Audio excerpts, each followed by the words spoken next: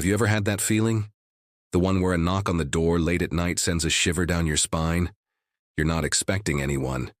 You peer through the peephole, and there they are. Two children standing silently on your doorstep. They look ordinary enough at first, maybe a bit out of place for the hour. But then they ask in a monotone voice, "Let us in." And when you look closer, you see it. Their eyes. They're not normal. They're solid black. No iris, no sclera, just two dark, endless voids. This is the chilling encounter that countless people claim to have experienced. Welcome to the unsettling world of the black-eyed children. Today, we're going to pull back the curtain on one of the internet's most enduring and terrifying modern legends. Where did this story come from? Are these encounters real? And what happens if you actually let them in? The first widely documented account of the black-eyed children surfaced in 1996 from a journalist named Brian Bethel. He was sitting in his car in a parking lot when two young boys approached his window. They wanted a ride home to retrieve money for a movie. Bethel described feeling an irrational, overwhelming fear that he couldn't explain. He was about to comply, almost as if he were in a trance, when he finally noticed their eyes. He described them as coal black, and the sight of them jolted him back to his senses. He sped away, terrified, and later shared his story online. That single post was like a spark in a dry forest. Suddenly, similar stories started pouring in from all over the world. The details were eerily consistent. Two or more children, usually between the ages of 6 and 16, with pale skin and outdated or plain clothing. They appear at homes or cars, almost always at night. They speak with an unusual confidence and insist on being invited inside. "We need to use your phone. We're lost. Our parents will be here soon." The excuses vary, but the request is always the same. You have to let us in. Witnesses consistently report the same wave of emotions. First confusion, then a deep primal fear that seems to emanate from the children themselves. It's a feeling of dread so intense that it paralyzes them. They describe it as a psychic assault, a feeling that they are in the presence of something profoundly wrong, something not human. One of the most famous cases is the Cannock Chase encounters in the UK. For years, this area has been a hotspot for paranormal activity, and sightings of a black-eyed girl became a local phenomenon. People hiking or walking in the woods reported seeing a young girl, sometimes giggling or crying.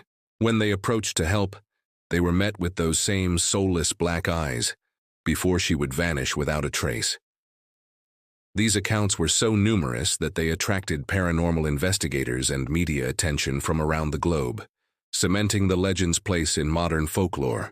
So, what are these entities? The theories are as varied as they are terrifying. Some believe they are demons or malevolent spirits taking the form of children to gain our trust and access our homes, which are seen as personal sanctuaries.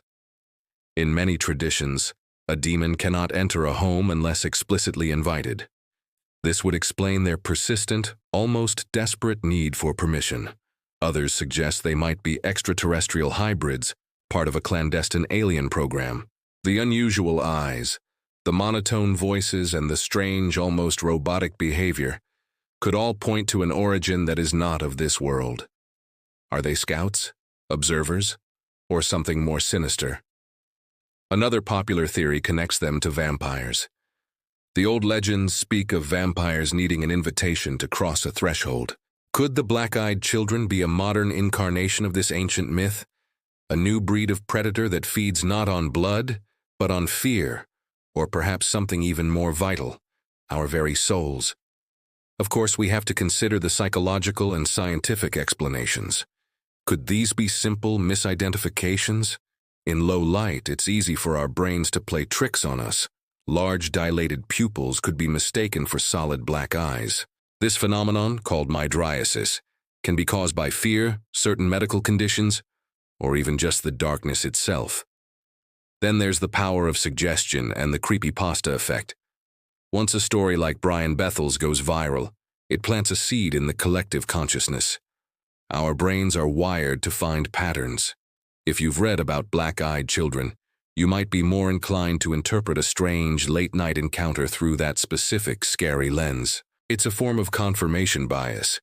The story exists, so when something weird happens, your brain jumps to that pre-existing conclusion because it's a ready-made explanation. Let's not forget sleep paralysis, a state where you're mentally awake but your body is still asleep and unable to move. This state is often accompanied by vivid and terrifying hallucinations, commonly of a menacing figure in the room. Many accounts of entities at the foot of one's bed share similarities with the black-eyed children stories. Could some of these encounters be misremembered waking dreams or night terrors? But these rational explanations don't fully satisfy everyone, especially those who swear they were wide awake and clear-headed during their experience. They talk about the oppressive atmosphere, the unnatural silence that surrounds these children, and the feeling of being compelled to obey. This is where the story moves beyond simple misperception and into the realm of the truly paranormal. The one rule that every story seems to agree on is this: you must never, ever let them in. The tales of what happens to those who do are vague, but universally grim. Some legends claim the person who opens the door falls mysteriously ill, suffers from crippling misfortune, or simply vanishes. The children are seen as harbingers of doom. Letting them in is like opening a Pandora's box from which you can never escape. They don't want to use your phone. They want to use you. So what do we make of all this? Is it a mass delusion fueled by the internet? A psychological quirk of the human mind? Or is there truly something sinister knocking on our doors in the dead of night, wearing the guise of innocence? The truth is, we don't know.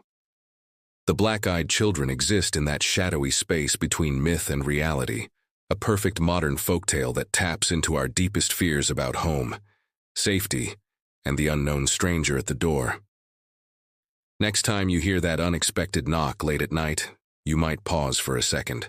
You'll remember the stories, the pale faces, and the insistent voices, and you'll definitely check the peephole before you even think about turning the lock. What do you believe? Have you ever had a similar unnerving experience? Let me know your thoughts and your own stories in the comments below. I'd love to read them. Thanks so much for diving into this mystery with me. If you enjoy exploring the strange and unexplained, make sure to hit that like button and subscribe for more content. Stay safe, and always check who's at the door.